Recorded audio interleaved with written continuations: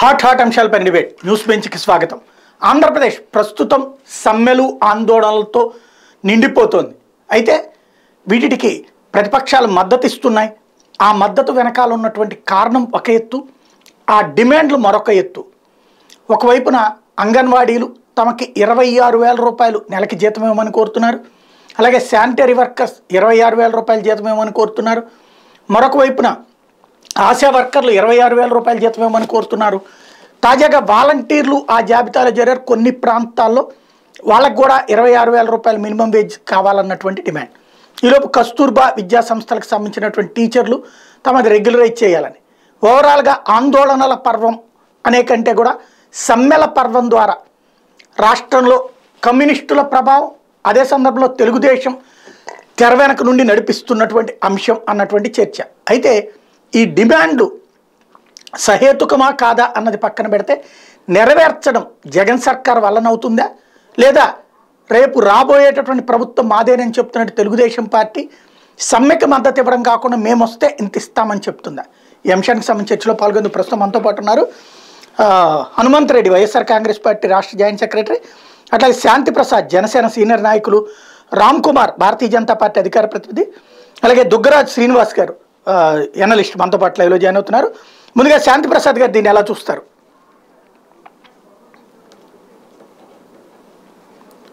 మీది ఆడియో మ్యూట్లో ఉన్నట్టు చూడండి ఒకసారి. సాయి గారు, మీకు ప్యానల్లో ఉన్న పెద్దలకు సోదరులకు చూసినందుకు నమస్కారం. ఇప్పుడే నేను ఈ వైసీపీ మేనిఫెస్టో చూస్తున్నా, 2019 ఎన్నికల్లో ఇచ్చిన మేనిఫెస్టో. ఇందులో ప్రభుత్వ ఉద్యోగులు అనే హెడ్డింగ్ కింద వీళ్ళు ఏం రాశారంటే, అన్ని ప్రభుత్వ శాఖల్లో ఉన్న కాంట్రాక్ట్ ఉద్యోగులను వారి అర్హత సర్వీసులు పరిగణలో తీసుకుని వీలైనంత ఎక్కువ మంది రికగ్నైజ్ చేస్తాము. సమాన పనికి సమాన వేతనం ప్రాతిపదిక అవుట్ సోర్సింగ్ వారికి న్యాయం చేస్తాము. తర్వాత అంగన్వాడీ మరియు ఆశా వర్కర్లు, హోంగార్డుల జీతాలు తెలంగాణ ప్రభుత్వం ఇస్తున్న జీతాల కన్నా 1,000 రూపాయలు ఎక్కువ ఇచ్చి వారి పరిస్థితి మెరుగుపరుస్తాం. మన రాష్ట్రం తక్కువగా జీతం తీసుకుంటున్న విఏఓ, సంఘమిత్ర, యానిమేటర్ల జీతాలు 10,000కు పెంచుతాము. విఆర్ఓ, విఆర్ఏ జీతాలు మరియు ఉద్యోగుల సమస్యలు పరిష్కరిస్తాము. ప్రభుత్వ ఉద్యోగులకు ఆయా ప్రాంతాల స్థలాలు లేని వారికి ఇళ్ళు పట్టాల్సి, ఇట్లా చాలా ఉన్నాయి. ప్రాథమికంగా ఇప్పుడు వాళ్ళు అడుగుతున్నది ఎన్నికల మేనిఫెస్టోలు ఇచ్చినట్లుగా పక్క రాష్ట్రం కన్నా 1,000 రూపాయలు అదనంగా ఇమ్మన్నారు. అయితే వాళ్ళు ఒక ఫిక్స్డ్ శాలరీ కింద ఇప్పుడు మీరు ఇందాక ఉపకథలో చెప్పినట్లుగా 26,000, నాకు తెలిసి 18,000 అడిగినట్లు ఉన్నారు. మరి ఇప్పుడు 26,000 అని అంటున్నారు. 26 నుంచి 18కి వచ్చింది స్టార్టింగ్ డిమాండ్. అంటే ఇక్కడ ఒక చిన్న పాయింట్ ఏంటంటే, తెలంగాణలో ఆ ఎన్నికల టైంలో ఇచ్చినటువంటి లెక్క ప్రకారం 10,000 రూపాయలు ఉంటే ఇక్కడ 11,000కి వెళ్ళింది. ఇప్పుడు మళ్ళీ ఎలక్షన్స్ ముందు వాళ్ళు 2022లో తెలంగాణలో పెంచారు, 13,000 చేసినట్టున్నారు. ఇప్పుడు ఇక్కడ డిమాండ్ 18,000. ఇప్పుడు మీరు చెప్పినట్టు 18,000, 26 నుంచి 18 దగ్గరకు వచ్చింది అనమాట. అంటే ఇప్పుడు వీళ్ళు ఇచ్చిన మేనిఫెస్టో ప్రకారం చూసినా ఇంత మటుకు ఇవ్వలేదు కాబట్టి ఇప్పుడు ఇవ్వాల్సిన అవసరం ఉంది. కాబట్టి ఇప్పుడు తెలంగాణ ప్రభుత్వం ఇచ్చిన దానికన్నా 1,000 రూపాయలు అదనంగా ఇవ్వాలి కదా. అదే అంటే అంతకుముందు అధికారంలోకి వచ్చే నాటికి ఉన్న దాని మీద పెంచి ఇచ్చారు.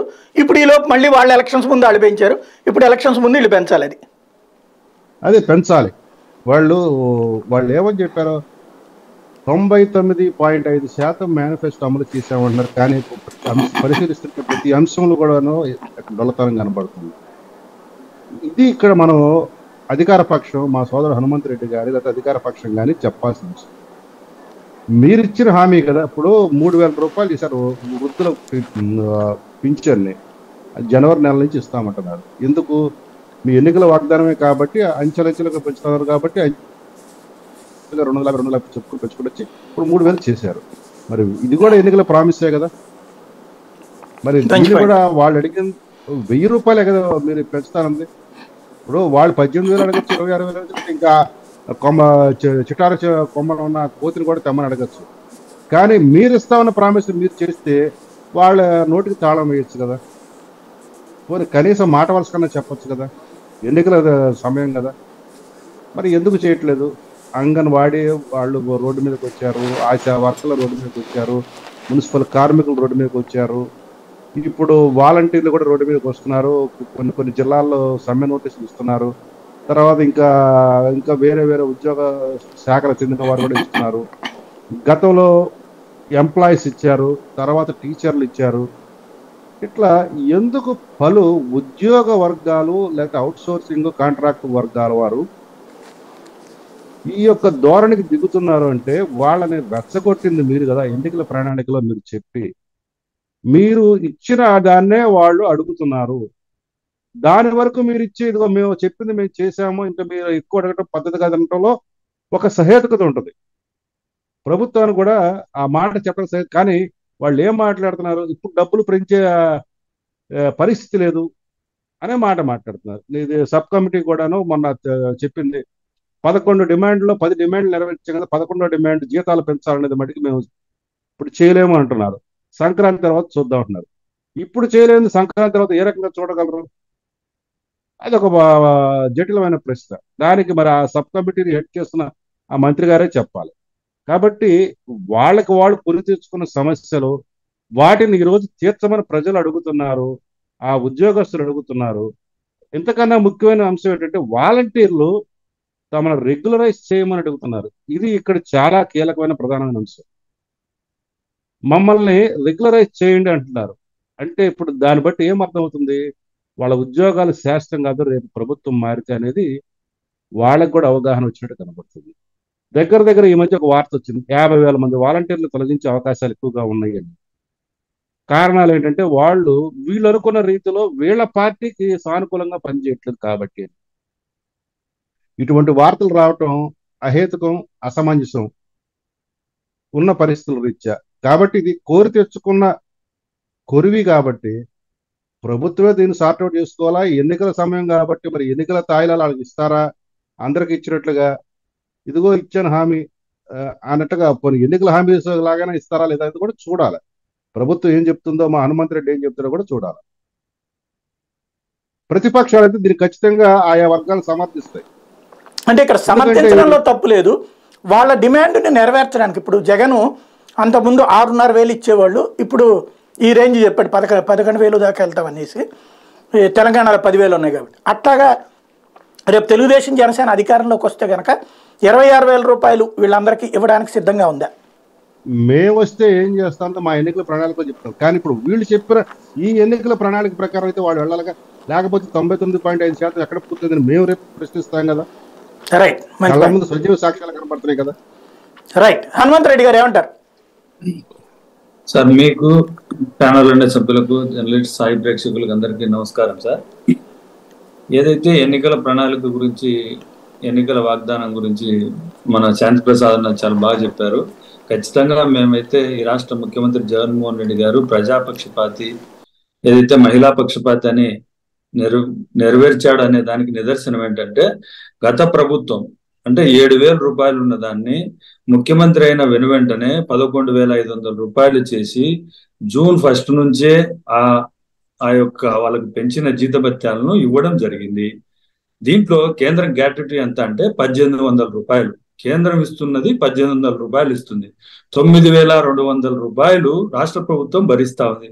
అంగన్వాడీ వర్కర్లను గత ప్రభుత్వాలు ఏ విధంగా చూసేవి, చంద్రబాబు నాయుడు గారు ఏ విధంగా చూశారు, వాళ్ళు సమ్మె చేస్తే వాళ్ళ మీద వాటర్ క్యాన్లు కొట్టి, లేకుంటే వాళ్ళ మీద గుర్రాలతో తొక్కించిన ఘనత చంద్రబాబు నాయుడు గారి అయితే, వాళ్ళను తన సొంత అక్క చెల్లెమ్మల మాదిరిగా చూసుకున్న మానవతామూర్తి జగన్మోహన్ రెడ్డి గారు. ఎస్, వాళ్ళు అనుకున్న అంశాలు 11 అంశాలు వాళ్ళకు సంబంధించిన కోరికలు అడిగారు. దాంట్లో 10 కోరికలు తీర్చడం జరిగింది. 10 కోరికలకు సంబంధించిన జీవోలు కూడా పాస్ చేయడం జరిగింది. ఈ ప్రభుత్వం ఒక కోరికను సంక్రాంతి తర్వాత చేయడం జరుగుతుంది. దానికి కూడా అడుగుతా ఉన్నారు, వాళ్ళకి ఎంత వేతనం పెంచాలా, ఏ విధంగా పెంచాలా, దీనికి సంబంధించిన పిఎఫ్ గ్రాట్యుటీ అడుగుతా ఉన్నారు. అది మన పరిధిలో ఉండదు, కేంద్ర ప్రభుత్వ పరిధిలో ఉంటుందని వాళ్లకు తన కుటుంబ సభ్యుల మాదిరిగా కూర్చొని ఆఫీసులో కూర్చోబెట్టి మాట్లాడడం జరిగింది. అరే, వాళ్ళు కోరికలు అడగడంలో తప్పేం లేదు, దాన్ని విధంగా తీర్చాలా, ప్రభుత్వాలు ఏ విధంగా తీర్చాలనే విషయంగా జగన్మోహన్ రెడ్డి గారు దాని మీద ఖచ్చితమైన నిర్ణయం తీసుకుంటారు. ఏదైతే మున్సిపల్ వర్కర్ల గురించి మాట్లాడుతున్నటువంటి పెద్దలకు చెప్పదలుచుకుంది ఏంటంటే, గత ప్రభుత్వాలు 12,000 రూపాయలు వాళ్ళతో అన్ని పనులు చేయించుకొని 12,000 రూపాయలు ఇస్తా ఉంటే, ఈ ప్రభుత్వం వచ్చిన తర్వాత 9,000 రూపాయలు వాళ్ళకి పెంచింది. 21,000 రూపాయలు మున్సిపల్ వర్కర్లకు కార్మికులకు ఇస్తున్న జీతభత్యాలు 21,000. 9,000 12,000 ఉన్నదాన్ని 9,000 పెంచిన ప్రభుత్వం మంచిదంటారా చెడ్డదంటారా అది మీ విజ్ఞతకి వదిలేద్దాం. వాళ్ళు అడిగే డిమాండ్స్ ఏదైతే ఉన్నాయో దానిలను కూడా ఈ ప్రభుత్వం సానుకూలంగా స్పందిస్తుంది, సానుకూలంగానే వ్యవహరిస్తుంది అనే విషయం తమ ద్వారా తెలియజేస్తాం అనుకుంటాను. వాలంటీర్ల గురించి ఏదో పాపం ఏదో వాళ్ళకేదో ఖచ్చితంగా వాళ్ళను గవర్నమెంట్ జాబ్ ఇస్తామనో లేకుంటే ఇంకొకటో ఎక్కడా చెప్పలేదు. వాలంటీర్లను రాష్ట్ర ప్రభుత్వానికి ప్రజలకు మధ్య వారధిగా నియమించినటువంటి ఈ రాష్ట్ర ప్రభుత్వం జగన్మోహన్ రెడ్డి గారు వాలంటీర్ వ్యవస్థను ఈ దేశంలోనే నెంబర్ 1 గా తీర్చిదిద్ది ఆ వాలంటీర్ వ్యవస్థను తీసుకొచ్చి అన్ని రాష్ట్రాలు కూడా వాలంటీర్ వ్యవస్థను తీసుకొచ్చే దిశగా పనిచేస్తున్నటువంటి ఈ ప్రభుత్వం. వాళ్లకు కనీస గౌరవ వేతనం 5,000 ఇచ్చి వాళ్ళు మిగతా టైంలో ఏదైతే ప్రభుత్వ పథకాలు అందించే దిశగా ఆ 4 రోజులు 5 రోజులు వారం రోజులు వాళ్ళు పని చేసుకొని మిగతా పనిని వాళ్ళు సొంత పనులు చేసుకున్న దానికే అక్కడ కల్పించడం జరిగింది. వాళ్ళకు సేవా కార్యక్రమం అనే చెప్పడం జరిగింది. దాన్ని ఏదో ప్రభుత్వం ఖచ్చితంగా ఉద్యోగం కల్పించాలనో లేకుంటే ఇంకొకటో కాదు, అది సేవ అని మొట్టమొదటి రోజే ఈ రాష్ట్ర ముఖ్యమంత్రి జగన్మోహన్ రెడ్డి గారు ముఖ్యమంత్రి అయిన మొట్టమొదటి సభలోనే చెప్పడం జరిగింది. వాలంటీర్ ఏ విధంగా పనిచేస్తారు, వాలంటీర్ సేవలు ఏ విధంగా ఉపయోగించుకోవాలా, ప్రభుత్వాన్ని ప్రజల దగ్గరికి ఏ విధంగా తీసుకోవాలనే విషయం జగన్మోహన్ రెడ్డి గారు ముఖ్యమంత్రి గారు మొట్టమొదటి రోజే తన ప్రసంగంలోనే చెప్పడం జరిగింది. దాన్ని ఏదైతే ప్రతిపక్షాలైనటువంటి చంద్రబాబు నాయుడు గారు కానీ గతంలో ఏం మాట్లాడారు, ఇవాళ ఒక పాయింట్ ఏంటంటే వీళ్ళు అడుగుతున్నటువంటి దాంట్లో ఇందాక శాంతిప్రసాద్ గారు అడిగిన పాయింట్ చాలా మంచి పాయింట్. ఈ నెలలో ఇది డిసెంబరు, జనవరి 15 తర్వాత ఇచ్చేదేదో ముందే మాట్లాడేస్తే అయిపోతుంది కదా. ఇక్కడ ఒక పక్కన శానిటరీ వర్కర్స్ సమ్మె మూలంగా ఎక్కడ చెత్త అక్కడే ఉంటుంది, ఇళ్లలో చెత్త అట్లాగే ఉంటుంది. ఇదివరకు అయితే చెత్త కుండీలు అన్న రోడ్డు పక్కన ఉండి వాటిట్లో వేస్తుండేవాడు. ఇప్పుడు అదంతా సిస్టమ్ తీసేశారు. ఈ హౌస్ టు హౌస్ కలెక్షన్ ఇప్పుడు ఏ రోజు చెత్త అట్లాగే ఉంటుంది. ఆల్టర్నేటివ్ ప్లానింగ్స్ లేదు మీ దగ్గర. రెండోది వాళ్ళకి సంబంధించిన మీరు అన్నట్టే 21,000 ఇస్తే ఇంకొక 5,000 రూపాయలు ఏదో ఒకటి ఇదిగో ఇట్లా ఇస్తామనేటువంటి చెప్పాలి కదా. అట్లాగే అంగన్వాడీలకు సంబంధించి ఇదిగో ఇస్తామని చెప్పాలి కదా. ఎంతసేపటికి చర్చలు సాగుతూ ఉన్నాయి, పరిష్కరించే దిశగా సాగట్లేదు. అది పరిష్కరించే దిశ అంటే 12,000 ఇచ్చేదాన్ని 9,000 పెంచారు. వాళ్ళు 5,000 అడుగుతా ఉన్నారు ఎక్స్ట్రా. ఇప్పుడు ఎలక్షన్ల ముందర కాబట్టి అడుగుతా ఉన్నారు. వాళ్ళ కోరికలు తప్పేం లేదు, వాళ్ళు పని చేస్తున్నారు, అడిగే దాంట్లో తప్పలేదు. దానికి కూడా ప్రభుత్వం ఒక నిర్ణయం తీసుకున్న దానికి కొద్దిగా సమయం కావాలి కదా సార్. మన మీద గొంతు మీద కత్తి పెట్టి ఇప్పుడు ఇది చేస్తావా ముందు వాళ్ళు సమ్మె నోటీస్ ఇచ్చినప్పటి నుంచి ఆ చర్చలు జరగాలి. అప్పుడు మీరు వాళ్ళని టైం అడిగినా బాగుంటుంది. సమ్మెలోకి దిగాక చర్చిస్తుంటే టైం వృధా అవుతుంది, పబ్లిక్ సఫర్ అవుతారు. అది మీకు ప్రభుత్వానికి వ్యతిరేకతే కదా. ప్రభుత్వానికి వ్యతిరేకతని కాదు, కానీ వీళ్ళ మధ్యలో ఏదో ఒక రకంగా ఏదైతే కొంతమంది దుష్ప్రచారం చేస్తున్నారో ఆ దుష్ప్రచారాన్ని తిప్పికొట్టి ఖచ్చితంగా ఈ ప్రభుత్వం వాళ్ళ తరఫున పేదల పట్ల ఏదైతే మున్సిపల్ వర్కర్ల పట్ల అంగన్వాడీ వర్కర్ల పట్ల ప్రభుత్వం వాళ్ళకు అండగా నిలుస్తుందని మీ ద్వారా తెలియజేస్తున్నారు. వాలంటీర్ల గురించి తప్పుగా మాట్లాడుతున్నటువంటి కొంతమంది పెద్దలకు చెప్పదలుచుకున్నది అంటే, గతంలో వాలంటీర్లను ఎన్ని రకాలుగా తిట్టారో ఈ రోజు అదే వాలంటీర్ల మీద ప్రేమ ఒలకబోస్తున్నారు కదా, దొంగ ప్రేమను ఒలకబోస్తున్నారు కదా. దానికి చెప్పాలా, సమాధానం చెప్పాలి. వాలంటీర్ వ్యవస్థను రద్దు చేస్తున్నారు కదా, వాలంటీర్ వ్యవస్థ వద్దన్నారు కదా చంద్రబాబు గారు వద్దన్నారు కదా. చెప్పడం జరిగింది కదా. ఒకసారి ముందు ఇది మాట్లాడాక మళ్ళీ అక్కడికి వద్దాం. ఒక్క నిమిషం నేననేది మళ్ళీ సెకండ్ టాపిక్ దగ్గరకు వద్దాం. అది సెకండ్ పాయింట్ దగ్గరకు వస్తే మొత్తం ఒకేసారి మాట్లాడేస్తే అర్థం కాదు కదా జనానికి. రైట్, రామ్ కుమార్ గారు ఏమంటారు? మీది ఆడియో మ్యూట్లో ఉన్నట్టు చూడండి. రామ్ కుమార్ గారు నమస్తే. సాయి గారు అందరికీ నమస్తే అండి. ఇప్పుడు అప్పులు తీసుకోవడానికి ఈ ప్రభుత్వం ఎప్పుడైనా రెడీగా ఉంటదండి. ప్రభుత్వ అధికారులకు జీతాలు ఎప్పుడు ఇవ్వాలో ఎప్పుడు ఇస్తారో వాళ్ళకే తెలియదు. అంటే కాంట్రాక్టర్స్ బిల్లులు చెల్లించాలంటే అసలు ఎప్పటికీ ఇవ్వరు. ఆరోగ్యశ్రీ బకాయిలు ఇంచుమించుగా 1,000 కోట్ల దాకా ఉన్నా అవి ఎప్పుడు ఇస్తారో కూడా ఎప్పటికీ తెలియదు. అంటే ఈ 4 పాయింట్లు ఎందుకు చెప్పారంటే ఆరోగ్యశ్రీ బిల్లులు ఇవ్వకపోతే పేదలకు వైద్యం చేయించుకోవడానికి లేదు, కాంట్రాక్టర్స్ బిల్స్ ఇవ్వకపోతే రోడ్ షేర్ ఏమయ్యారు, మధ్య తరగతి వాళ్ళు రోడ్ల మీద తిరిగే బళ్ళ మీద తిరిగే వాళ్ళు నడవలు జారిపోతాయండి, జీతాలు ఇవ్వకపోతే మామూలు మనలాంటి ఎక్కడ ఏ పనులు కావాలన్నా ప్రభుత్వ ఆఫీసులో పనులే జరగవు, అప్పులకి కొండల కింద పెరిగిపోతుంటే రాష్ట్రమే అధోగతి పాలైపోతుంది. ఇవన్నీ చేయలేని ఇవన్నీ ఒక పక్క జరుగుతుంటే ఇంకో పక్క కొత్తగా సమస్య ఏంటంటే అన్ని రకరకాల వర్కర్స్ అందరూ కూడా సమ్మెకి దిగడం. ఈ సమస్యను అసలు ఎవరికి పట్టనట్టు రాష్ట్ర ప్రభుత్వంలో తను చేయాల్సిన పనులు ఏమి చేయకుండా సీఎం గారు ఆయన రాజకీయాలు ఆడుకుంటూ మ్యూజికల్ చైర్స్ ఆడుకుంటున్నారండి. ఎవరిని ఎక్కడ పెట్టాలి, మళ్ళీ అధికారంలోకి ఎలా రావాలి, ఎంపీలు ఎమ్మెల్యేలు మార్చుకోవడం, వీటి మీద ఉన్న శ్రద్ధ ప్రజలు ప్రజా సమస్యలు ప్రజల కోసం పనిచేసే ఈ వర్కర్ల కోసం ఎక్కడ ఆలోచన చేస్తున్నట్టుగా అంటే ఇవాళ చూస్తుంటే సాయి గారికి మీరు ఆలోచించండి, ఈ వైపు ఏమన్నా వారు ఆలోచిస్తున్నారా? ఆలోచిస్తుంటే ఇందాక మీరు చెప్పినట్టుగా ముందుగానే ఈ పాటికి పిలిచి ఏం చేస్తున్నారు? ఎందుకంటే చెత్త అనేది చాలా చిన్న సమస్య కాదండి, ఇందులో పెర్మనెంట్ టెంపరీ వర్కర్స్ కూడా ఉన్నారు. ప్రస్తుతానికి టెంపరీ వర్కర్స్ వెళ్తున్నట్టు దాని పెర్మనెంట్ వర్కర్స్ కొంతమంది పని చేయడానికి వస్తున్నారు. వీళ్ళు చాలా చోట్ల నిరసనలు కూడా రోడ్డు మీద చెత్త పారపోసి చేస్తున్నారండి. ఇదే కనుక కంటిన్యూ అవుతే అసలు శానిటేషన్ మన ఇంట్లో శానిటేషన్ కాదండి, బయట కూడా చెత్త కింద తయారు చేసేసే విధంగా ఉన్నారు. ఇది కాక అంటే ఇటువంటి కీలకమైన సమస్యను వదిలేసి హనుమంత్ రెడ్డి గారు సమస్యను పక్కదోవ పట్టించడానికి సెంటర్ కాంపోనెంట్ ఎంత వస్తుంది, స్టేట్ కాంపోనెంట్ ఎంత వస్తుంది, ఈ లెక్కల్లోకి వెళ్ళాలంటే నేను కూడా 4-5 సమస్యలు తీసుకుంటానండి. న్యూ డెవలప్మెంట్ బ్యాంక్ కోసం 6,400 కోట్లు ఇస్తే 70% సెంట్రల్ గవర్నమెంట్ ఇచ్చి స్టేట్ గవర్నమెంట్ 30% కాంపోనెంట్స్ పెట్టి అన్ని పల్లెటూర్లంతా కూడా రోడ్లు కనెక్ట్ మండల కేంద్రం కనెక్ట్ ఎక్స్టెన్షన్ చేసుకుంటూ కనెక్షన్లు అన్ని కూడా వృద్ధి చేయండి అన్నారు. దాని మీద ఏమన్నా మీరు ఊరికే స్టేట్ కి ఏమన్నా శ్రద్ధ ఉందా? అలాగే గత 3 ఏళ్లుగా పల్లెటూరులో మీరు రోడ్లు ఎన్ని చేశారు ఏమన్నా ఉందా? అవన్నీ కనీసం 1 కిలోమీటర్లు కూడా గత 3 ఏళ్ళలో దానికోసం శాంక్షన్ చేసిన డబ్బులన్నీ కూడా వెనక్కి వెళ్ళిపోతున్నాయి. ఏమండి స్మార్ట్ సిటీలోనే కాకినాడ ఉంది, స్మార్ట్ సిటీ ఇంచుమించుగా 500 కోట్ల పైన బకాయిలు ఉంటే అది అకౌంట్లు క్లోజ్ అయిపోతున్నాయి. కానీ రకరకాల చర్యలతో బిల్డింగ్లు అన్ని కట్టేసి అటు పూర్తి అవ్వడం, ఇక్కడ నుంచి యూటిలైజ్ చేసుకోవడానికి భవనాలు కాకుండా ఇప్పుడు దాకా చేసిన ఇంచుమించుగా 1,500 కోట్లు ఉపయోగం లేకుండా పోతుందండి. అంటే ఇవన్నీ ఎందుకు చెప్తున్నారంటే మా మీద తోసేయాలి అంటే సెంట్రల్ గవర్నమెంట్ మీద చిన్న ఇష్యూని కూడా తోసేయడం చాలా అన్యాయం. సాయి గారు వారికి ఏమన్నా నిజంగా సమస్య ఉంది, పైకి ఎందుకు కమ్యూనికేట్ చేయరు? మేము ఇలా చేస్తున్నాం, మీరు ఎందుకు ఎవరంటే సెంట్రల్ కి స్టేట్ కమ్యూనికేషన్ ఉంటుంది కదండి, అదేం చేయకుండా ఊరికి ప్రజలకు మా మీద వంకలు చేయడం కూడా చాలా అన్యాయం.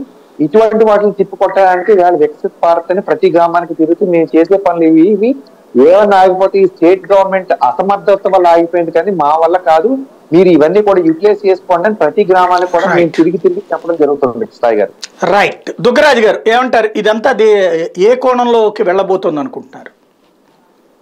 అందరికీ నమస్కారం అండి. ఇందులో ఏమీ కొత్త కోణాలు వెళ్ళలేవండి. ఎన్నికల ముందు పరిస్థితులు ఇలానే ఉంటాయి. ప్రభుత్వం ఎన్నికలకు వెళ్ళబోతున్నప్పుడే బలహీనంగా ఉంటుంది. ఆ బలహీనంగా ఉన్న సమయంలోనే మనకు రావాల్సినవి మనం సులభంగా సంపాదించుకోగలము అని అన్ని వర్గాలు అనుకుంటాయి. ఇప్పుడు ఈ వర్గాలు కూడా అనుకుంటున్నాయి. ఇప్పటికి మీరు చెప్పిన దాని ప్రకారం anganwadi, sanitary, ASHA workers, volunteers వీళ్ళందరూ వెళ్తున్నారు సమ్మెలోకి వెళ్ళి, లేదా అలజడిలో చేస్తున్నారు. బహుశా ఇంకా సంక్రాంతి సమయానికి ఇంకా కొన్ని కొత్త వర్గాలు చేరబోతున్నాయండి ఈ అలజడిలో. సో మొత్తం మీద ఉద్యోగస్తులందరూ కూడా ఇదే మంచి సమయం ఈ ప్రభుత్వాన్ని లొంగ తీసుకోవడానికి అని అనుకొని మాకు ఓపీఎస్ఏ కావాలి, ఓల్డ్ పెన్షన్ స్కీమే కావాలి అనే మాట తీసుకురాబోతున్నాయండి ఉద్యోగ సంఘాలు. ఎందుకంటే అది కూడా వీళ్ళు చేసిన వాగ్దానమే. కాబట్టి తర్వాత ఎటువంటి లెక్కలు చెప్పినప్పటికీ కూడా ఓపీఎస్ కోసం కూడా మళ్ళీ ఉద్యోగ వర్గాలు వీధులలోకి రానున్నాయి. గతంలో కొన్ని పోరాటాలు చేశాయి, వాటిని భంగం అయి ఉండవచ్చు, కానీ ప్రభుత్వం కూడా భంగపడింది, వాళ్ళని నియంత్రించడంలో విఫలమై. అలాంటి పరిస్థితే మళ్ళీ రాబోతోంది. సో ఎన్నికలు రావటం అనేటువంటిది స్పష్టమైన తర్వాత ప్రభుత్వం మీద ఒత్తిడి సహజంగా పెరుగుతుంది. ఇదేం కొత్త కాదు, ప్రతిసారి కూడా ఈ రాష్ట్ర ప్రభుత్వాల మీద ఇలానే ఉంటుంది పరిస్థితి. అయితే ఇప్పుడు ఎందుకు వస్తోంది? ఇంత బుజ్జగించినా ఇన్ని రకాలుగా ఉచితాలు ఇచ్చినా, ఇన్ని రకాలుగా సంక్షేమ పథకాలు ఇచ్చినా కూడా అన్నీ అందుకొని కూడా మళ్ళీ ఎందుకు తిరగబడుతున్నారు, ఎందుకోసం మళ్ళీ ఇంత ఉద్యమం చేస్తున్నారు అనేటువంటిది అధికార పార్టీ ఆలోచించుకోవాల్సినటువంటి అవసరం ఉంది. అయితే నాకు తెలిసినంత వరకు ఏమిటంటే, చాలామంది వర్గాల్లో ఇప్పుడు ఎవరైతే అలరి చేస్తున్నారో, సమ్మెలోకి వెళ్తున్నారో వాళ్ళందరికీ కూడా ఈ ప్రభుత్వం మళ్ళీ రాదు అనేటువంటి నమ్మకానికి వచ్చేసారండి. సో వ్యతిరేకత బాగా పెరిగింది కాబట్టి మన అవసరం వాళ్ళకుంది, ప్రభుత్వానికి మన ఓట్ల అవసరం వాళ్ళకుంది. కాబట్టి ఇప్పుడు మనల్ని కనుక మనం కోరినవన్నీ ఇస్తేనే మనం ఓటు వేద్దాం. లేదు అంటే కొత్త వాడి మీద కొత్త ఆశతో, పోయినసారి 2019లో వీళ్ళ మీద ఎలా కొత్త ఆశతో వేశారో 2024లో మరొక పార్టీకి అంతే కొత్త ఆశతో మళ్ళీ చేద్దాం అనేటువంటి ఆలోచన. నాకు వచ్చిన సందేహం, 2019 ఎన్నికల ముందు ఇంత హడావిడి జరగలేదు, యాజిటేషన్స్ ఇట్లా జరగలేదు.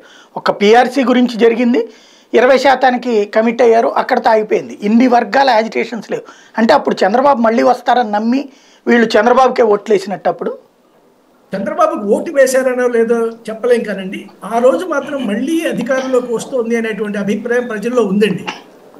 అందుకని వీళ్ళు ఆ రోజున యాజిటేషన్కి వెళ్ళలేదు, యాజిటేషన్కి వెళ్ళలేదు, మళ్ళీ వస్తుంది అనేటువంటి ఆలోచనతో ఉన్నారు వాళ్ళు. ఈసారి రాదనే ఉద్దేశంతో చేస్తున్నారు. ఇప్పుడు అలా ఉందండి పర్సెప్షన్. ఇక్కడ నాకు డౌట్ ఏంటంటే, ఇప్పుడు మీరు అన్నట్టు అప్పుడు వీళ్ళకి ఓటేశారంటున్నారు కదా, మరి చంద్రబాబు వస్తారని యాజిటేషన్ చేయని వాళ్ళు వీళ్ళకి ఓటు ఎందుకు వేస్తారు? అలా కాదు, ఇప్పుడు వచ్చే చంద్రబాబు వచ్చినంత మాత్రాన మళ్ళీ యాజిటేషన్స్ రావని నేను చెప్పట్లా. నేను అనేది లాస్ట్ ట్రిప్ ఎలక్షన్స్ అప్పుడు చంద్రబాబు మళ్ళీ వస్తాడు అనుకుని యాజిటేషన్స్ చేయలేదు వాళ్ళు, కానీ జగన్కి ఓటేశారు వాళ్ళే అని చెప్తున్నారు. ఇప్పుడు ఇవాళ రోజున జగన్ దగ్గర నుంచి గట్టిగా పట్టుకుని పిండితే ఇస్తాడు, రేపు ఈయనకే ఓటేస్తారని గ్యారంటీ ఏముంటుంది? అప్పుడు మళ్ళీ చంద్రబాబు నాయుడు కావాలని వీళ్ళు కోరుకుంటున్నట్ట. చంద్రబాబుని కావాలని కోరుకోవట్లేదు. చంద్రబాబు నాయుడికి ఆ రోజుల్లో ఉద్యోగ నేతల్ని బాగానే మేనేజ్ చేశాడండి. నేతలను మేనేజ్ చేశారు. అంటే ఉద్యమాలు రాకుండా, తిరుగుబాట్లు లేకుండా జాగ్రత్తగా మేనేజ్ చేసుకుంటూ వచ్చాడు అశోక్ బాబు లాంటి వాళ్ళు. అంత మాత్రం అసంతృప్తి ఉంది ఉద్యోగస్తుల్లో అప్పుడు కూడా, కానీ నేతల్ని బుజ్జగించి నేతలకు కొందరిని ఎమ్మెల్సీలు చేశారు కదా ఆ రోజుల్లో. సో ఇలాంటి మేనేజ్మెంట్లు జాగ్రత్తగా చేసుకుంటూ రావడం వల్ల బయటపడకుండా అసంతృప్తి మనసులో దాగి ఉందండి. ఇప్పుడు అసంతృప్తి అనేటువంటి బయటపడింది. ఉద్యోగస్తుల్లో అసంతృప్తి అప్పుడు లేదు, చంద్రబాబు మహాద్భుతంగా వాళ్ళకి అన్ని అందించాడని ఎక్కడ చెప్పట్లేదు. బట్ అసంతృప్తి అనేటువంటిది బయటపడకుండా చేసుకొని తనకు తాను చాలా గొప్పగా పాలిస్తున్నాను అనేటువంటిది మీరు చూసే ఉంటారు కదా. ఆ పక్కన ఉండే ఐఏఎస్ ఆఫీసర్ ఒక ఆయన వచ్చి చెవిలో చెప్పడం 70% సంతృప్తి, 80%, రోజు రోజుకి సంతృప్తిని పెంచేశారు కదా వాళ్ళు. 92% దాకా తీసుకెళ్లారు. సో ఇలాంటి ఆ ఫాల్స్ దీంట్లో పెట్టేసి పాపం గడుపుకుంటూ ఎలక్షన్ దాకా వెళ్ళాడు, ఫలితం అనుభవించాడు, వేరే విషయం. ఇప్పుడు ఇవాళ వీళ్ళకి అంటే మేము వచ్చాక మీ సమస్య పరిష్కరిస్తామని చంద్రబాబు గారు కానీ లోకేష్ గారు కానీ చెప్తున్నారు. ఇటు వీళ్ళు ఇంతకుముందు పరిష్కరించాం, మళ్ళీ ఇప్పుడు కొత్త సమస్య వచ్చింది అంటున్నది వీళ్ళు. ఇప్పుడు ఇంతకంటే ఎక్కువ ఇంత ఇస్తాం అని వాళ్ళు చెప్పాలా, లేకపోతే కనుక ఇంతకంటే మేము బాగు చేస్తామని చెప్తే సరిపోతుందా? ఇంతకంటే డబ్బుల విషయంలో కమిట్ అయ్యారంటే ఇరుక్కుపోతారండి.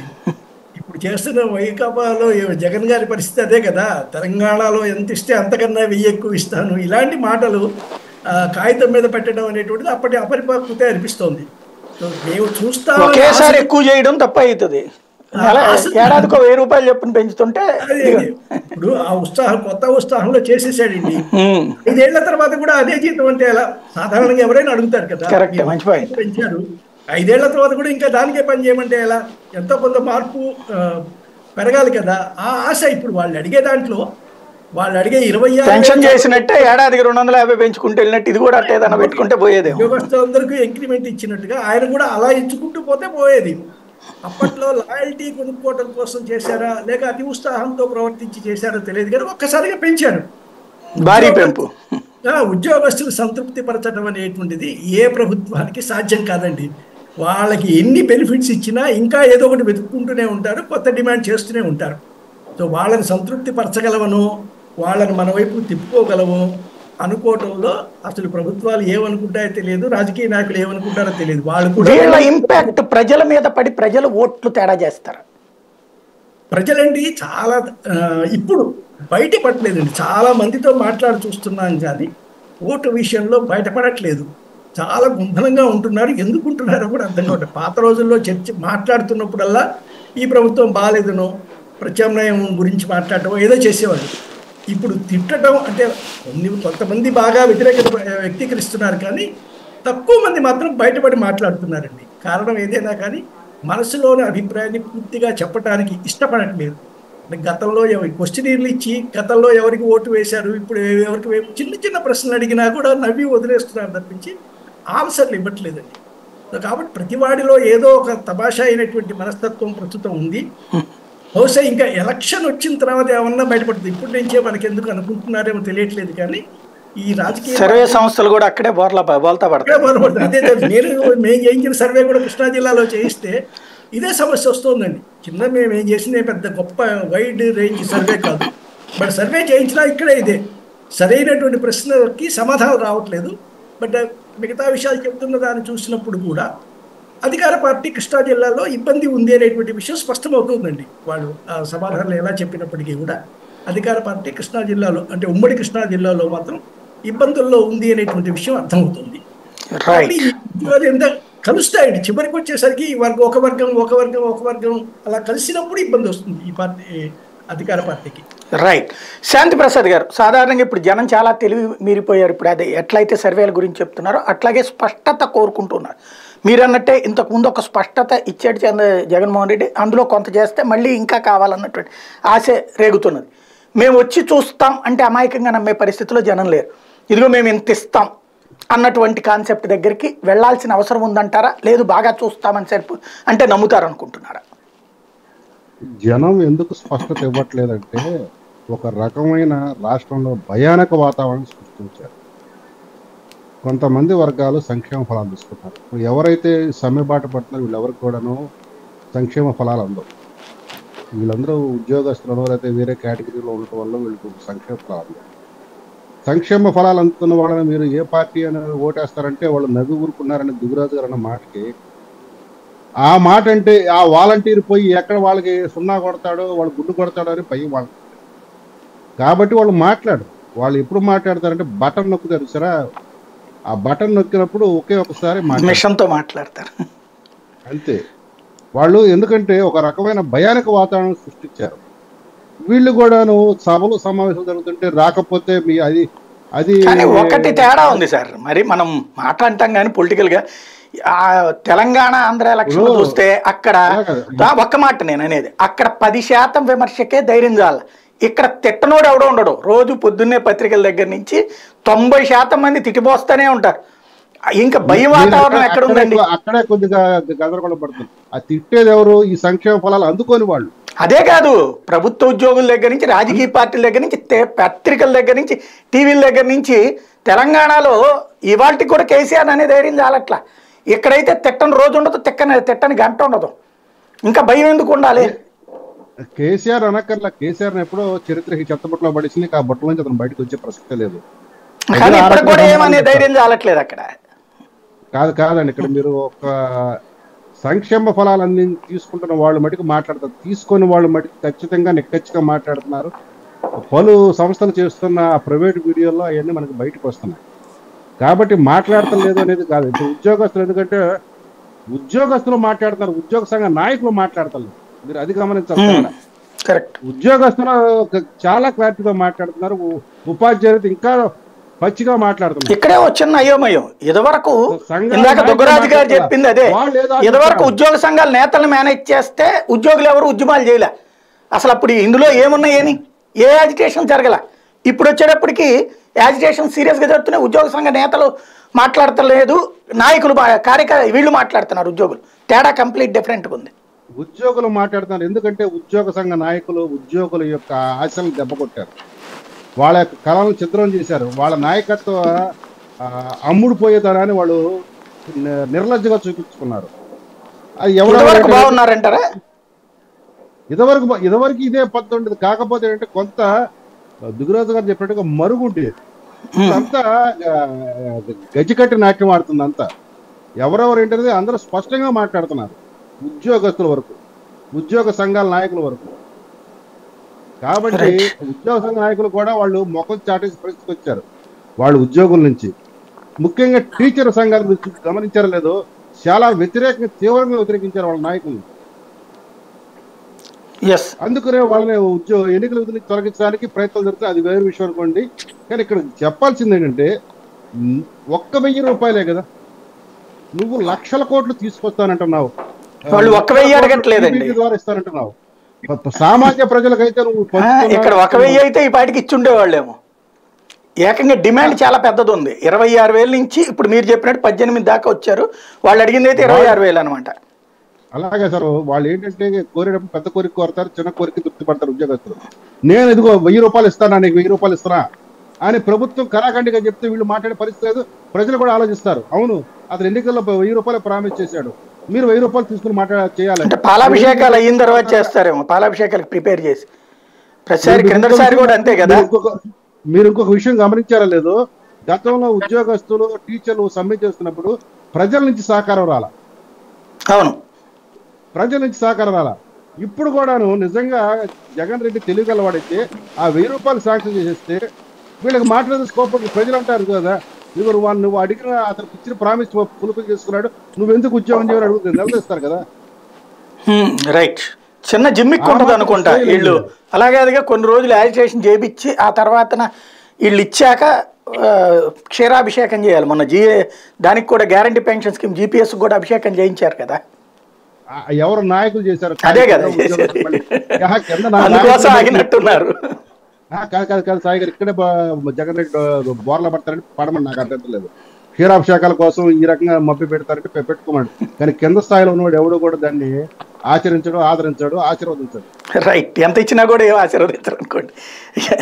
రైట్, హనుమంత్ రెడ్డి గారు, ఇక్కడ పాయింట్ ఏంటంటే ఈజీగా పరిష్కరించడం. ఇందాక నా రామ్ కుమార్ గారు అన్నట్టు ఓ పక్కన రాష్ట్రంలో ఒక రకమైన అలజడి, ఎందుకంటే మధ్యతరగతికి ఇబ్బంది, పేదలకు ఇబ్బంది, శానిటేషన్ ఆగిపోయి ఇటు పక్కన అంగన్వాడీలు ఆగిపోతే పేదలకి గర్భిణులకి ఇబ్బంది పడిపోతుంటే, అలాగే వాళ్ళు ఎవరైతే గర్భం అయిపోయాక ఆ తర్వాత ఉండేటువంటి సందర్భంలో అవసరమైనటువంటి సాయం చేయాలి, చిన్నపిల్లలకి చేయాలి, ఈ టైంలో వాళ్ళందరూ ఆగిపోతే 15 రోజులు అయిపోతుంటే దాన్ని ఎటు పరిష్కరించుకోకపోతే అది సాధారణ పేద ప్రజల్ని టచ్ చేసే అంశం కదా.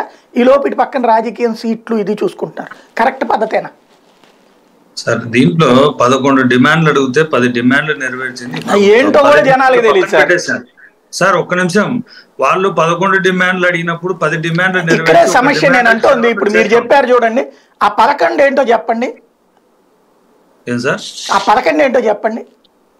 చెప్తున్నా సార్,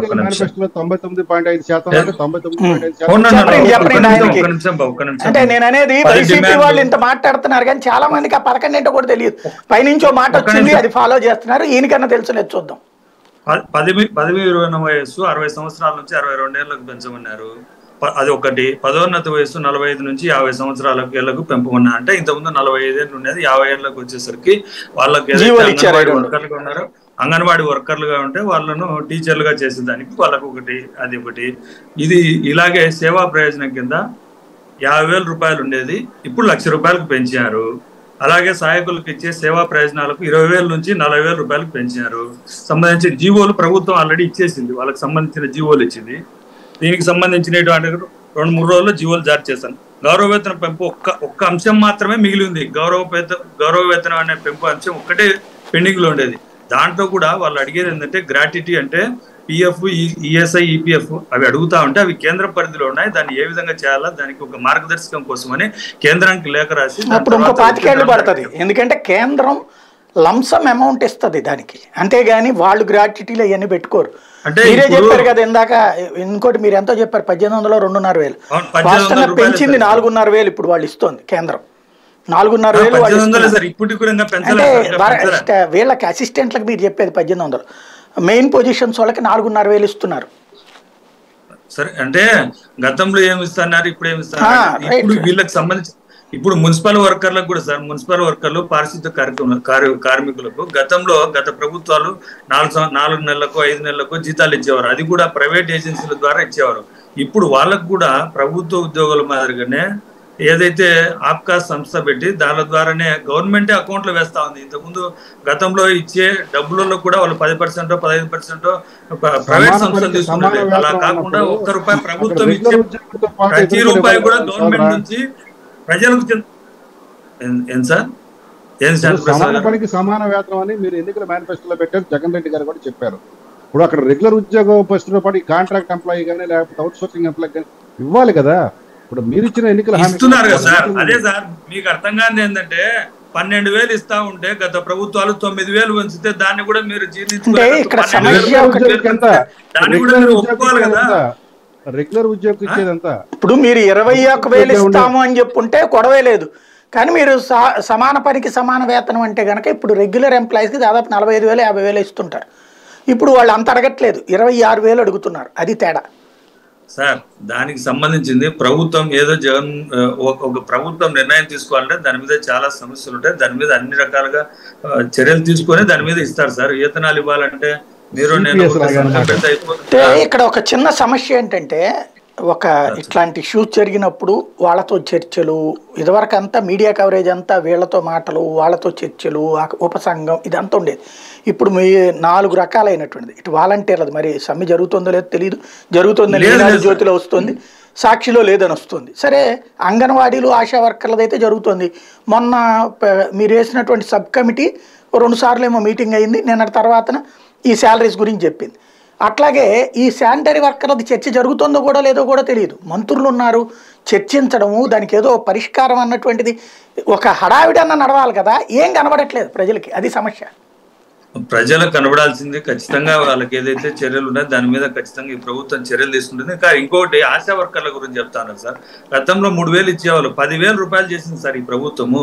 పెంచిందని మాత్రం ఎవరు మాట్లాడడం లేదు. గత ప్రభుత్వాలు ఏమి చెప్పారు కదా రెడ్డి గారు ఇచ్చిన తర్వాత ఆశా మీరు చెప్పింది 10,000 రూపాయలు జీతం ఇస్తుంది. ఒకేసారి పెంచేసిన తర్వాత ఇప్పుడు 5 ఏళ్ళు అయిపోయింది కదా, ఇంకేంటని ఎదుగుతున్నారు అంతే సార్. వెతుకుతా ఉంటారు సార్, వాళ్ళకి ఆశలు ఉంటాయి. ఆశా వర్కర్లకు ఆశ లేకపోతే అట్లా పేర్లోనే ఉంది కదా ఆశ. తప్పేం లేదు, ఆశలు మీరు అదే శుభ్రంగా ఏడాదికో 1,000 రూపాయలు చొప్పున పెంచితే సరిపోయి ఉండేది. ఇదివరకు 3,000కు మాత్రం ఎట్ట బతుకుతారండి. కాకపోతే అది ఈ వాలంటరీ సిస్టమ్ దగ్గర ఇంటి దగ్గర ఉన్నట్టు ఇప్పుడు వాలంటీర్కి 5,000తో బతుకుతారా నా లెక్కనైతే. కాకపోతే ఏంటంటే అదొక చేదోడు వాదోడు లెక్కలే ఉంటాయి. చెప్పడం జరిగింది సార్. వాలంటీర్ అంటే ఉద్యోగం కాదు, వాలంటీర్ అంటే ఒక సేవా కార్యక్రమం ద్వారా చేయమని చెప్పారు. ఉద్యోగం ఎక్కడ చెప్పలేదు. అంటే ఒక్క మాట చెప్పండి సూటిగా, ఇవన్నీ రేపు పొద్దున ప్రభుత్వానికి ఇబ్బంది లేదా దెబ్బతీస్తాయి అని మీకు అనిపించట్లేదా సార్? ఒకటి సార్, మేము పరిష్కరించుకుంటే కదా పరిష్కరిస్తామని చెప్తున్నాము. వాళ్ళకి సమస్యలు ఖచ్చితంగా పరిష్కరిస్తాం. వాళ్ళకి సంబంధించిన ప్రతి అంశం పట్ల మానవతా దృక్పథంతో ఈ రాష్ట్ర ముఖ్యమంత్రి జగన్మోహన్ రెడ్డి గారు పనిచేస్తారు. ఈ లోపు సృష్టించే సమస్య వల్ల జనానికి విరక్తి కలిగితే దాని వల్ల జనం ఓట్లు పోవాలి. జనాలకి ఏం విరక్తి కలగదు. అటువంటివన్నీ ఈనాడు పేపర్లో ఏం సార్, మన ఇంటి ముందు చెత్త పోస్తే మనకి చెత్త ఎత్తకపోతే చిరాకేదా మనకే సార్? ఖచ్చితంగా చెత్త పన్ను కట్టిన తర్వాత కూడా చెత్త పన్ను అందరి దగ్గర కట్టించుకోవట్లేదండి, కొంతమంది దగ్గర కట్టించుకుంటున్నారు. ఎక్కువగా కమర్షియల్ వాళ్ళ దగ్గర కట్టించుకుంటున్నారు. కొంతమంది కొన్ని ఏరియాలో చేస్తున్నారు. నేను చూస్తున్నా విజయవాడ గుంటూరులో కొంతమంది దగ్గర అడుగుతున్నారు, కొంతమంది దగ్గర అడగట్లేదు.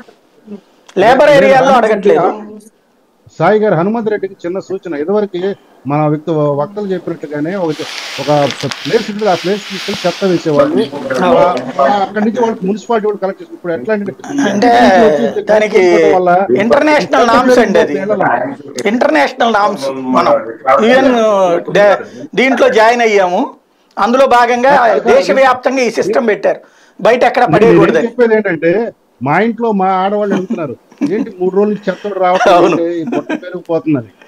ఇప్పుడు మళ్ళీ డస్ట్బిన్లు పెట్టించాలి. ఇప్పుడు అది వచ్చింది సోదరా, అది ఒక్కసారి గమనించు. నీట్ కూడా ఉంటది, మా ఇంటికే కాదు. Correct, right.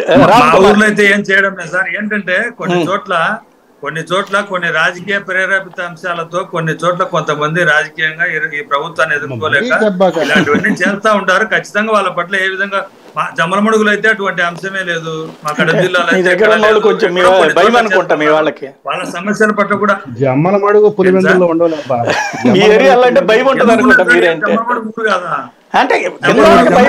జగన్ వస్తున్నాడంట కదా, ఎమ్మెల్యేగా జగన్ వస్తున్నాడంట కదా జమ్మలమడుగుకి. జమ్మలమడుగుకి ఏంటికి వస్తాడు? పులివెందులోనే పోటీ చేస్తాడు. ఆయన ఎందుకు జమ్మలమడుగు వదిలేండి సార్, మళ్ళీ టాపిక్ డైవర్ట్ అయిపోతుంది. రైట్, రామ్ కుమార్ జగన్మోహన్ రెడ్డి గారిని ఎదుర్కోలేక అక్కడ పోటీ చేస్తారు, ఇక్కడ పోటీ చేస్తారని చెప్తా ఉంటారు. రైట్ రైట్, వదిలేసేయండి రామ్ కుమార్ గారు. Right right sir, Ram Kumar గారిని ఒకటి అడగాలనుకున్నా సార్. రామ్ కుమార్ గారు ఇందాక వీళ్ళేమో ఈ రాష్ట్రంలోని బీజేపీ పెద్దలేమో ఈ ప్రభుత్వం అప్పులు చేస్తుంది అని అంటారు. ఆ ప్రభుత్వం టాపిక్ డైవర్ట్ అవుతుందండి, వెళ్ళిపోతుంది సార్. మనకు వచ్చిన సమస్య ఏంటంటే ఏ టాపిక్ మీద మాట్లాడాలో ఆ టాపిక్ మాట్లాడకపోయినప్పుడే ఆ టాపిక్ సీరియస్నెస్ పోతుంది.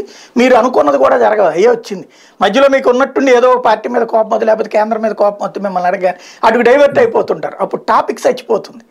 ఒక్క నిమిషం రామ్ కుమార్ గారు, ఈ సమస్యకి పరిష్కారం అన్నటువంటిది ఏదైనా ఉందా?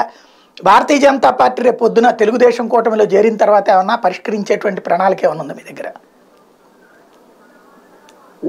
కాదు, మీరు నన్ను కన్ఫ్యూజ్ చేయాలని అడుగుతారండి. చాలా సైలెంట్ గా చేసేసారు. కానీ టీడీపీ కూటమిలో చేరుతున్నామని మీరు ఎలా డిసైడ్ చేసేసారు సాయి గారు?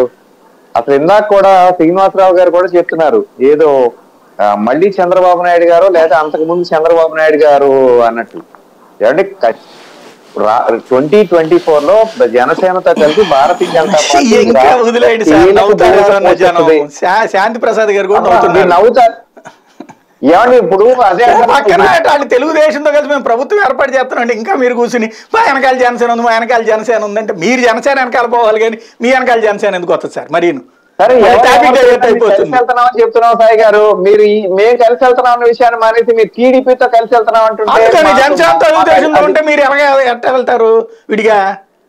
మీ మిత్రుడు ఎట్ట వెళ్తే గారు అది ఆ విషయాన్ని మీరు మర్చిపోతున్నారు. ఆ కమ్యూనిస్టులు ఐఎన్డీఏలో ఉండి తెలుగుదేశంతో ఉన్నారు, మీరు అది మర్చిపోతున్నారు. లేదా కమ్యూనిస్టులు చెప్పినట్టు మమ్మల్ని కమ్యూనిస్టులతో పోల్చొద్దండి. మేము మాట అన్నామంటే మాట కట్టుబడి ఉంటాం, మా మాట మీద ముందుకు పోతాం. ఇప్పుడు ఆ కమ్యూనిస్టులే సార్ ఇదంతా చేస్తుంది. ఇవాళ మీకు అసలు విషయం మర్చిపోతున్నది ఏంటంటే తెలుగుదేశం పార్టీ జనసేన కూటమితో కలిసి ఉన్నటువంటి కమ్యూనిస్టులు ఆంధ్రప్రదేశ్లో ఇంతకుముందు చంద్రబాబు గారితో ప్రేమగా ఉన్నారు కాబట్టి యాజిటేషన్స్ ఏం లేవు, ఆయన ఇచ్చిన దాంతో సరిపుచ్చుకున్నారు. ఇంత జీతం పెంచానని పాదయాత్రలో జగన్ చెప్పాడు, యాజిటేషన్ చూసి చెప్పలా. ఇతను ఇచ్చిన తర్వాత ఇంకా కావాలన్నటువంటి యాజిటేషన్ కమ్యూనిస్టులు చేస్తున్నారు. ఈ మొత్తం యూనియన్లు కమ్యూనిస్ట్ యూనియన్లే. అంటే కమ్యూనిస్టులు తెలుగుదేశంతో కూడినటువంటి కూటమి, తెలుగుదేశం జనసేన కమ్యూనిస్టుల కూటమి ఇప్పుడు పరీక్ష పెడుతోంది. మీరు కూడా అటు చేరిపోతే గొడవ ఉండదు కదా. జనసేన చేయించట్లేదు సాయి గారు, జనసేన తెలుగుదేశంతో ఉంది కదా. జనసేన చేయించట్లేదండి, చేయించట్లేదు. నేను అనేది కూటమి, ఆ కూటమి కోసం వీళ్ళు చేస్తున్నారని చెప్తున్నా. వీళ్ళ సమ్మెకి జనసేనకి సంబంధం లేదు. జనసేన చేయిస్తుందంటలేదు సార్, తెలుగుదేశం కూటమి దానికి సిపిఐ కూడా పార్ట్, సిపిఐ సిపిఎం కూడా యాజిటేషన్ చేస్తుంది, చేపిస్తుంది వాళ్ళే, కమ్యూనిస్టులే. అది తెలుగుదేశం మరి అది మీరు చేయించారంట్లా. నేను వ్యూహాలు సార్ ఇవన్నీ. చంద్రబాబు గారి ఎత్తుగాళ్ళు ఆషామాషిగా ఉంటాయి అనుకుంటున్నారేంటి? ఏమైనా మా హనుమంత్ రెడ్డి అటువంటి కామెంట్ చేయరు. ఆయనకి ఇటు పక్కన వేరే వాళ్ళని చేసే పనిలో ఉన్నారు అసలు. అదే అదే రైట్. రామ్ కుమార్ గారు సాయి గారు చెప్పండి ఏమంటారు? యాజిటేషన్ కమ్యూనిస్టులు ఉన్న చోట మేము చేరము. రైట్, వాజ్ పక్కన పెట్టేద్దాం, వచ్చేయండి మీరైతే.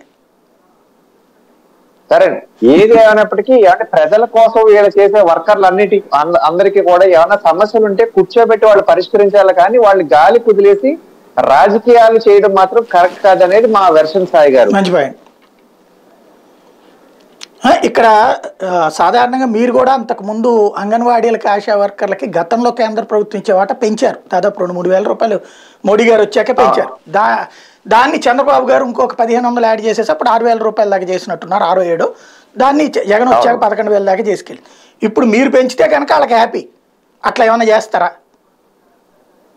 అంటే నాకు చిన్న డౌట్ ఎందుకు వచ్చిందంటే, మీకు ఐడియా ఉందో లేదు నాకు ఐడియా లేదు, కానీ ఈ మధ్యన ఏదో ప్రకటన వచ్చింది, అంటే కేంద్రం నుంచి వార్తల లీక్లో ఏదో పెంచబోతున్నారని వచ్చింది. ఈ లోపుగా ఈ యాజిటేషన్ జరుగుతుంది. మీ మీద కూడా ఒక నమ్మకం ఉందేమో. ఏమండి, మా మీద కూడా ఒక నమ్మకం కాదండి. ఇప్పుడు మేము చేసేది కూడా మోడీ గ్యారంటీ అని చెప్పి కింద వెళ్తున్నాం. మా మీదే ఈ ప్రజలకు నమ్మకం ఉంది. ఈ రాష్ట్రానికి ఏమన్నా చేస్తామంటే మా మీదే ఉంది. మేము కూడా ఆంధ్రప్రదేశ్ అభివృద్ధికి కట్టుబడి ఉన్నాం ఖచ్చితంగాను. దానికోసమే పైనుంచి ఏమైనా చేయాలంటే మీరు అడగడమే తరువాయిగా పైనుంచి ఇవ్వడానికి అన్ని వైపుల నుంచి కూడా సిద్ధంగా ఉన్నారు సాయి గారు. జగన్ అడగట్లేదు దీనికోసం ఇది కావాలని వారు పట్టుకెళ్తే ఏ ప్లాన్ కైనా అప్రూవ్ చేయడానికి, అదే విధంగా మేము ఇచ్చిన ఏదైతే పథకాల కోసం అయితేనేమి, ఇక్కడ అభివృద్ధికి అయితేనేమి మేము ఏమేమైతే ఇచ్చామో అవన్నీ కూడా వెనక్కి ఈ విధంగా ఖర్చు చేసాం, ఇది ఈ పేమెంట్లు చేసామని ఇస్తే తదుపరి వేయడానికి కూడా రిలీజ్ చేయడానికి కూడా సిద్ధంగా ఉన్నామండి. అది చేయట్లేదని పైనుంచి కేంద్ర ప్రభుత్వం గట్టిగా పట్టుకుంది.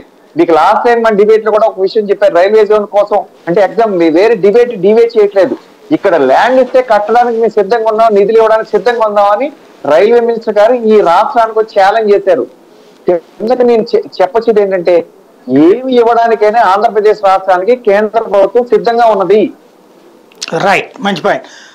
దుగ్గరాజు గారు, ఇక్కడ కమ్యూనిస్ట్ యాజిటేషన్ అంటే లీడ్ చేస్తుంది కమ్యూనిస్టులు, పొలిటికల్గా ఏ టాప్ ఇష్యూ లేకుండా ఉంటుందా దీని వెనకాల, ఇంటెన్షన్ ఏం లేకుండా? పొలిటికల్ ఇంటెన్షన్ లేకుండా యాజిటేషన్స్ ఎందుకు ఉంటాయండి? ఇప్పుడు కమ్యూనిస్టులు ఉనికి కోసం చేస్తున్నటువంటి చేయిస్తున్నటువంటి యాజిటేషనే ఇదండి. అంటే కనీసం గట్టిగా ఇలాంటి యాజిటేషన్స్ చేయించి ఇదిగో ఈ వర్గాలు మా చేతిలో ఉన్నాయి అంటే సో ఏ విధంగా అయినా కూటమిలో చేరగలుగుతాం, కొన్ని సీట్లైనా సంపాదించుకోగలుగుతాం అనే ఆలోచన కమ్యూనిస్టులో ఉంది. సో కమ్యూనిస్టుల రాజకీయం అంతా కూడా ఏదో విధంగా వారు జనసేనకి దగ్గరయ్యి బీజేపీని దూరం చేయడం అనేటువంటిది ఉద్దేశం ఉంది. సో దీనికి ఇంకా జనసేన మాతో ఉంది అని అనుకుంటే అది భ్రమ కిందే లెక్కండి రామ్ కుమార్ గారు. జనసేన వారి గోడవాడు రకరకాల ప్రకటనలు చేస్తూనే ఉన్నారు, దాన్ని ఎవరు అడగట్లేదు కూడా, ఏంటో మమ్మల్ని సంప్రదించకుండా ఇలాంటి ప్రకటనలు చేస్తున్నారు. కాబట్టి వాళ్ళకి రాజకీయ స్పష్టత వచ్చేసిందండి. సో వాళ్ళ దాంట్లో నుంచి భాగం సంపాదించుకోవడం కోసం కమ్యూనిస్టులకు ఈ ఉద్యమాలు నిర్మిస్తున్నారు. ఇంతవరకు బాగానే ఉంది, ఎవరు రాజకీయమే నడుస్తోందండి, రాజకీయ ఎత్తుగడలే నడుస్తున్నాయి. అది కమ్యూనిస్టుల ఉద్యమాల వరకే పరిమితం అండి, ఓట్లు వాళ్ళకి రావు. అంటే ఆషామాషిన సార్ అల్లకల్లోలం సృష్టించడం ఒక్కసారిగా ఇంత అసలు ఎవరన్నా ఊహించారా? ఇన్ని సమ్మెలు, ఆ స్థాయి పట్టుంది వాళ్ళకి. కాబట్టి మీ పక్షం అంటే మీరు కాకుండా తెలుగుదేశం కూటమి, ఇప్పుడు బీజేపీ మీరు రాలేదనుకోండి, అంత పెద్ద శక్తివంతమైనటువంటి వాళ్ళు వాళ్ళతో యాడ్ అయినట్టు అవుతుంది. కమ్యూనిస్టులు వాళ్ళు గెలవలేరేవో కానండి, ఓడించగలరు, ప్రజాభిప్రాయాన్ని పైకి తీసుకురాగలరండి. వాళ్ళు సొంతగా దాన్ని క్యాష్ చేసుకోలేరు. కానీ ఇప్పుడు ప్రభుత్వం మీద వ్యతిరేకత సృష్టించడంలో కమ్యూనిస్టుల పాత్ర కాదనలేరండి. ఆంధ్రప్రదేశ్లో వాళ్ళు చేస్తున్న ప్రయత్నం వాళ్ళు చేస్తూనే ఉన్నారు. వాళ్ళు కూడా జనసేన నినాదమైనటువంటి జగన్మోహన్ రెడ్డి వెళ్ళిపోవాలి అనే నినాదమే వాళ్ళు చేస్తున్నారు, కమ్యూనిస్టులు కూడా చేస్తున్నారు. సో వాళ్ళిద్దరికీ రాజకీయమైనటువంటి స్పష్టత కామన్గా కనిపిస్తుంది. సో ఎలా ముందుకు వెళ్తారు అంటే, నేను చూస్తున్న దాంట్లో ఈ అధికార పార్టీ వాళ్ళకి ఉద్యోగాలు మనకు వెయ్యరు అనే నిర్ణయానికి వచ్చేసారండి. సో ఈ ఉద్యమాలు చేసేటువంటి బృందాలు ఏవి కూడా మన వైపు లేవు, మనకు దూరంగా జరిగాయి. వీళ్ళకు ఏమి ఇచ్చినా ఏమి ఇవ్వకపోయినా వీళ్ళు కుదరదు, మనతో రారు. కాబట్టి మన గెలుపుకు కావాల్సిన ఇతర పద్ధతులు ఏవో మనం చూసుకోవాలి, మనకు కావాల్సినటువంటి ఇతర ఆలోచనలు ఏవో మనం చేసుకొని గెలవాలి. ఎక్కడో విన్నాము, రేపు జనవరి నుంచి ఉచిత బస్సు ఆడవాళ్ళకి ఇచ్చేటువంటి ప్రయత్నం జరుగుతోందని. సో అలా ఒక్క నిమిషం దుగ్గిరాజు గారు, ఒక్క నిమిషం. ఏంటంటే మీరు అన్నారు కదా వీళ్ళందరికీ ఇవ్వకుంటే మాతో పాటు లేరని. అలా అని అంటే ఆ పెంచేది ఎలక్షన్ల ముందు పెంచేవాళ్ళు ఈ రాష్ట్ర ముఖ్యమంత్రి జగన్మోహన్ రెడ్డి గారు. ఎలక్షన్లు అయిపోయిన వెంటనే ఇప్పుడు ఏదైతే మీరు మాట్లాడుతున్నారో, అజిటేషన్ చేస్తున్నారో, వీళ్ళందరికీ ప్రభుత్వం వచ్చిన వెంటనే వాళ్ళకి జీతాలు పెంచడం. ఎలక్షన్ల ముందు ముఖ్యమంత్రి గారు చూడడంలా అది కాదు సార్, తెలుగుదేశం గవర్నమెంట్ ఉంటే ఎలక్షన్ జగన్మోహన్ రెడ్డి గారు ఎట్లా పెంచుతారు? మీరు వచ్చాక మీరు పెంచారు, మీరు చెయ్యలేదు. అదే సార్ నేనేమంటున్నా అంటే ఎలక్షన్ల ముందర మీరు కూడా చివరిలో పెంచుండే వాళ్ళు అంటున్నారా? ఓకే ఓకే, చివరిలో పెంచే వాళ్ళం. ఇప్పుడు కూడా చివరిలో పెంచమని అడుగుతున్నారు. వాళ్ళు ఇప్పుడు పెంచమంటున్నారు. మేము ప్రభుత్వం అధికారంలోకి వచ్చిన వెంటనే ఏదైతే మేము హామీలు ఇచ్చామో హామీలు మొట్టమొదటి నుంచి హామీలు నెరవేరుస్తున్నామని చెప్తున్నా.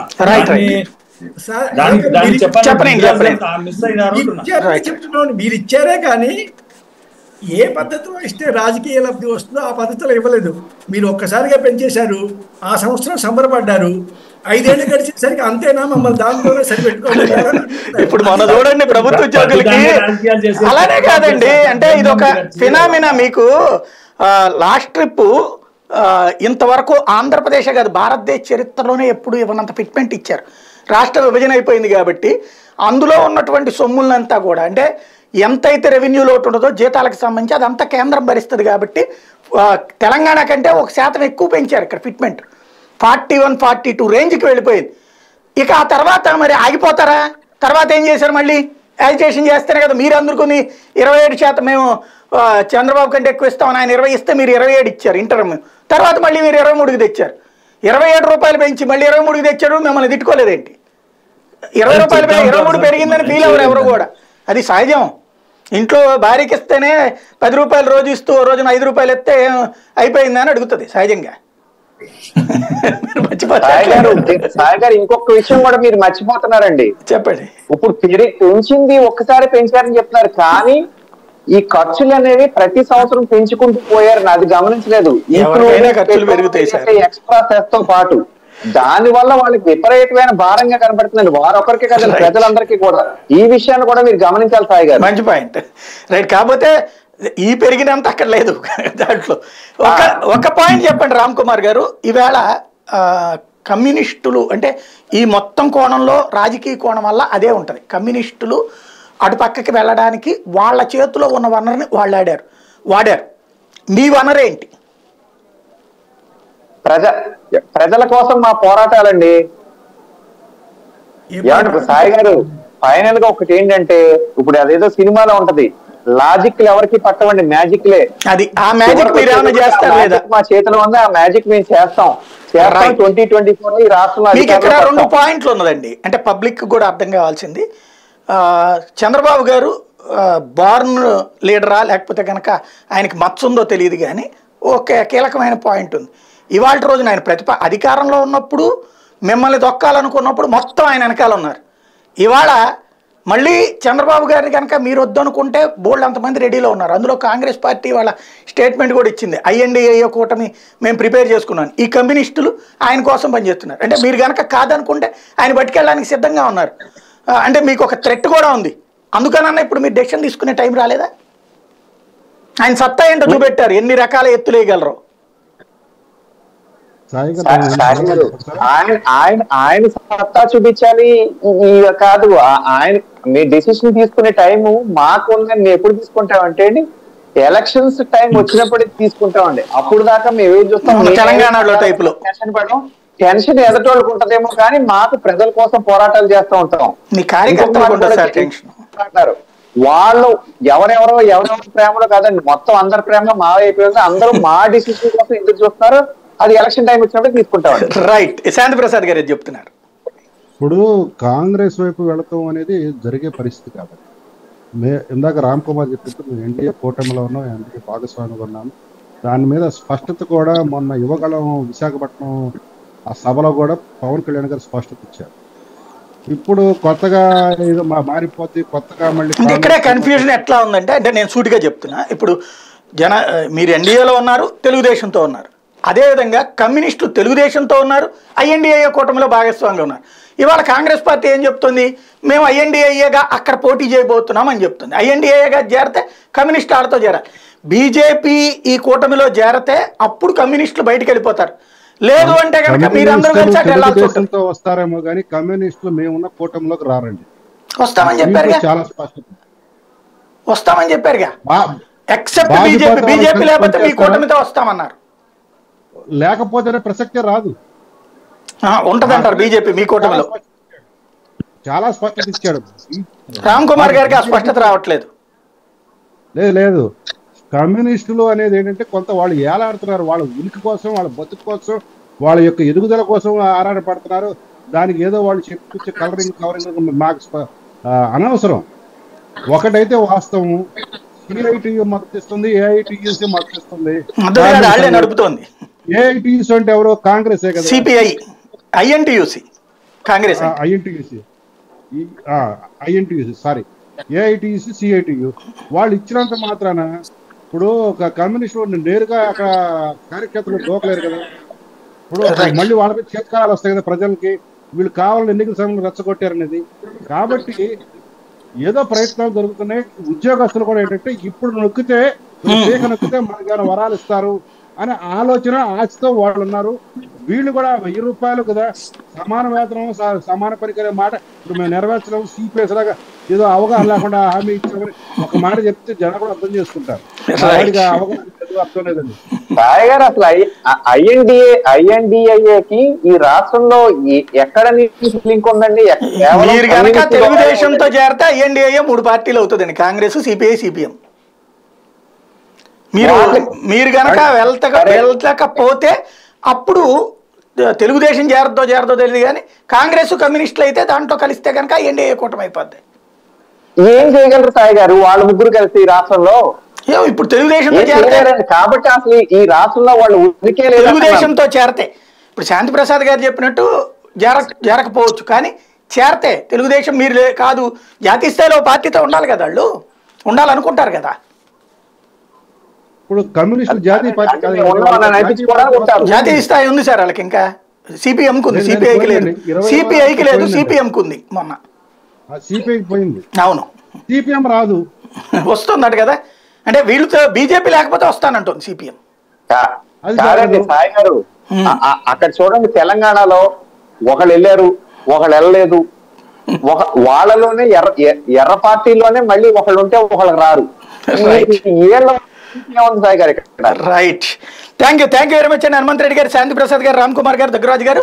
ఇది పరిస్థితి. ఓవరాల్ గా చూసుకుంటే ఆంధ్రప్రదేశ్లో సమ్మెలు వెనకాల రాజకీయం, ఆ రాజకీయం ద్వారా ప్రయోజనం పొందాలనుకునేది పార్టీలు అయితే ఎంతో కొంత లబ్ధి జరుగుతుంది అన్నటువంటి ఆలోచన కార్మికులది. ఆ కార్మికుల ఆలోచన పెట్టుబడిగా సాగుతున్నటువంటి ఉద్యమాలకి ముగింపుని జగన్ సర్కార్ ఇస్తుందా, లేదా దానివల్ల ఎదురయ్యే వ్యతిరేకతని భరిస్తుందా చూడాల్సి ఉంది.